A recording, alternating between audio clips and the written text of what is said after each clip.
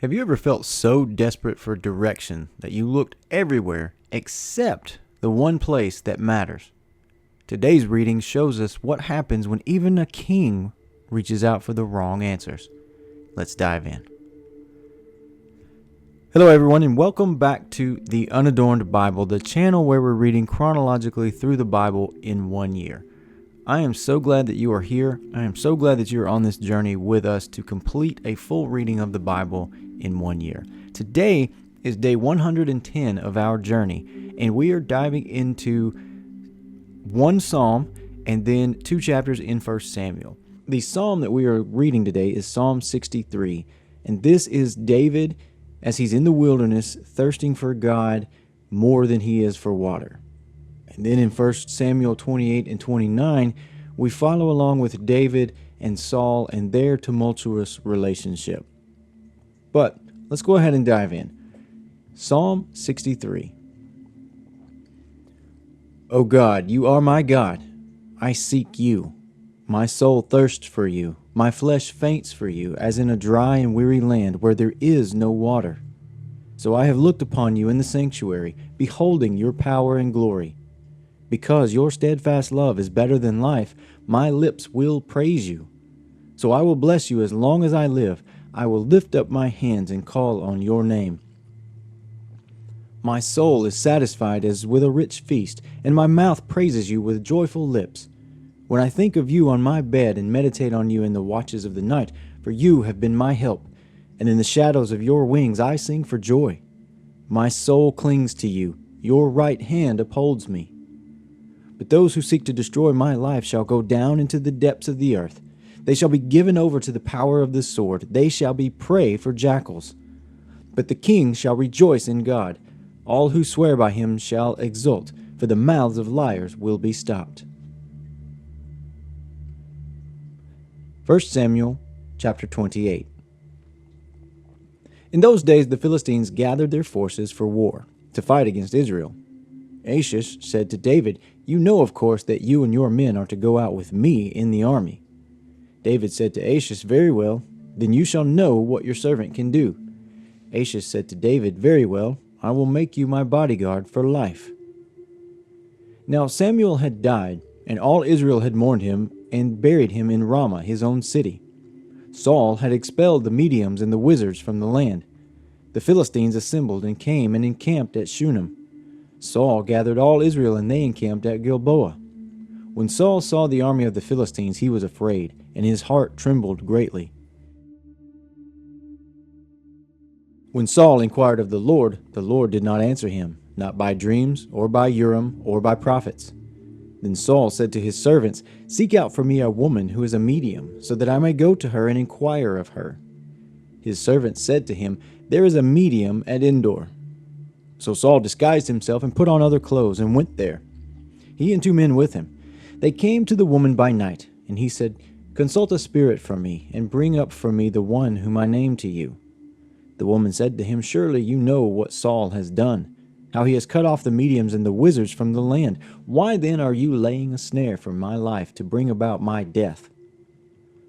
But Saul swore to her by the Lord, "As the Lord lives, no punishment shall come upon you for this thing." Then the woman said, "Whom shall I bring up for you?" He answered, "Bring up Samuel for me." When the woman saw Samuel, she cried out with a loud voice, and the woman said to Saul, "Why have you deceived me? You are Saul." The king said to her, "Have no fear, what do you see?" The woman said to Saul, "I see a divine being coming up out of the ground." He said to her, "What is his appearance?" She said, "An old man is coming up. He is wrapped in a robe." So Saul knew it was Samuel, and he bowed with his face to the ground and did obeisance. Then Samuel said to Saul, "Why have you disturbed me by bringing me up?" Saul answered, "I am in great distress, for the Philistines are warring against me, and God has turned away from me and answers me no more, either by prophets or by dreams. So I have summoned you to tell me what I should do." Samuel said, "Why then do you ask me, since the Lord has turned from you and become your enemy? The Lord has done to you just as he spoke by me, for the Lord has torn the kingdom out of your hand and given it to your neighbor David." Because you did not obey the voice of the Lord and did not carry out his fierce wrath against Amalek, therefore the Lord has done this thing to you today. Moreover, the Lord will give Israel along with you into the hands of the Philistines. And tomorrow you and your sons shall be with me. The Lord will also give the army of Israel into the hand of the Philistines." Immediately Saul fell full length on the ground, filled with fear because of the words of Samuel.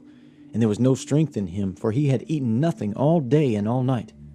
The woman came to Saul, and when she saw that he was terrified, she said to him, "Your servant has listened to you. I have taken my life in my hand and have listened to what you have said to me. Now therefore you also listen to your servant. Let me set a morsel of bread before you. Eat, that you may have strength when you go on your way." He refused and said, "I will not eat." But his servants, together with the woman, urged him, and he listened to their words. So he got up from the ground and sat on the bed. Now the woman had a fatted calf in the house. She quickly slaughtered it, and she took flour, kneaded it, and baked unleavened cakes. She put them before Saul and his servants, and they ate. Then they rose and went away that night. Chapter 29. Now the Philistines gathered all their forces at Aphek, while the Israelites were encamped by the spring that is in Jezreel. As the lords of the Philistines were passing on by hundreds and by thousands, and David and his men were passing on in the rear with Achish, the commanders of the Philistines said, "What are these Hebrews doing here?" Achish said to the commanders of the Philistines, "Is this not David, the servant of King Saul of Israel, who has been with me now for days and years? Since he deserted to me, I have found no fault in him to this day." But the commanders of the Philistines were angry with him, and the commanders of the Philistines said to him, "Send the man back, so that he may return to the place that you have assigned to him. He shall not go down with us to battle, or else he may become an adversary to us in the battle. For how could this fellow reconcile himself to his Lord? Would it not be with the heads of the men here? Is this not David, of whom they sing to one another in dances? Saul has killed his thousands, and David his tens of thousands." Then Achish called David and said to him, "As the Lord lives, you have been honest, and to me it seems right that you should march out and in with me in the campaign, for I have found nothing wrong in you from the day of your coming to me until today. Nevertheless, the lords do not approve of you. So go back now, and go peaceably. Do nothing to displease the lords of the Philistines." David said to Achish, "But what have I done?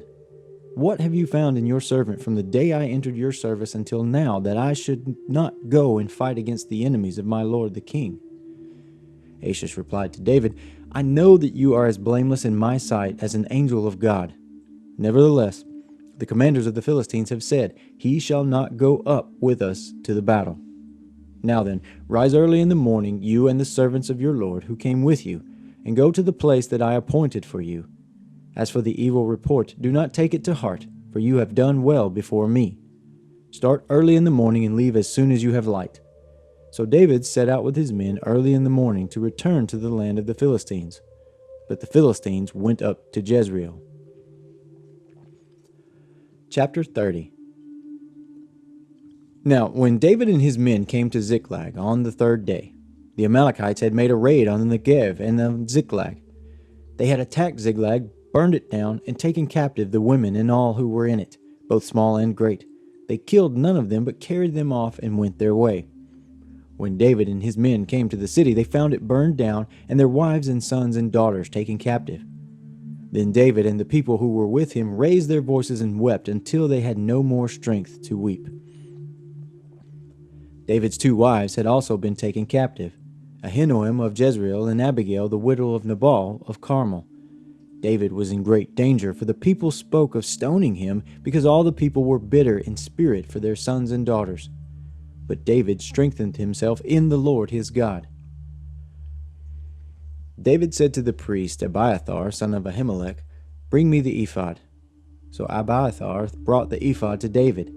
David inquired of the Lord, "Shall I pursue this band? Shall I overtake them?" He answered him, "Pursue, for you shall surely overtake and shall surely rescue." So David set out, he and the 600 men who were with him. They came to the Wadi Besor, where those stayed who were left behind. But David went on with the pursuit, he and 400 men. 200 stayed behind, too exhausted to cross the Wadi Basor. In the open country they found an Egyptian and brought him to David. They gave him bread and he ate. They gave him water to drink. They also gave him a piece of fig cake and 2 clusters of raisins. When he had eaten, his spirit revived, for he had not eaten bread or drunk water for 3 days and 3 nights. Then David said to him, "To whom do you belong? Where are you from?" He said, "I am a young man of Egypt, servant to an Amalekite. My master left me behind because I fell sick 3 days ago. We had made a raid on the Negev of the Keralites, and on that which belongs to Judah, and on the Negev of Caleb, and we burned Ziklag down." David said to him, "Will you take me down to this raiding party?" He said, "Swear to me by God that you will not kill me or hand me over to my master, and I will take you down to them." When he had taken him down, they were spread out all over the ground, eating and drinking and dancing, because of the great amount of spoil they had taken from the land of the Philistines and from the land of Judah. David attacked them from twilight until the evening of the next day. Not one of them escaped, except 400 young men, who mounted camels and fled. David recovered all that the Amalekites had taken, and David rescued his 2 wives. Nothing was missing, whether small or great, sons or daughters, spoil or anything that had been taken. David brought everything back. David also captured all the flocks and herds which were driven ahead of the other cattle. People said, "This is David's spoil."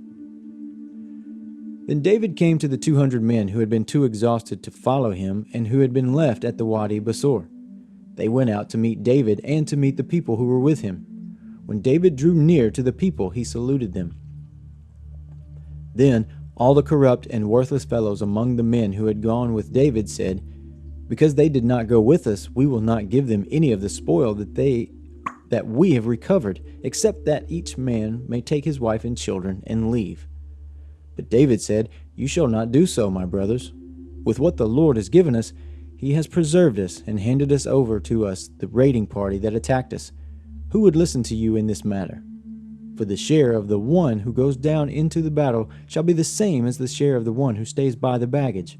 They shall share alike." From that day forward he made it a statute and an ordinance for Israel. It continues to the present day.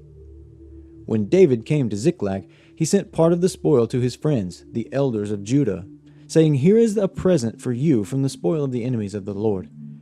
It was for those in Bethel, in Ramoth of the Negev, in Jatir, in Aroer, in Siphmoth, in Eshtemoa, in Rakal, in the towns of the Jerahmeelites, in the town of the Kenites, in Hormah, in Bor Ashan, in Athash, in Hebron, all the places where David and his men had roamed.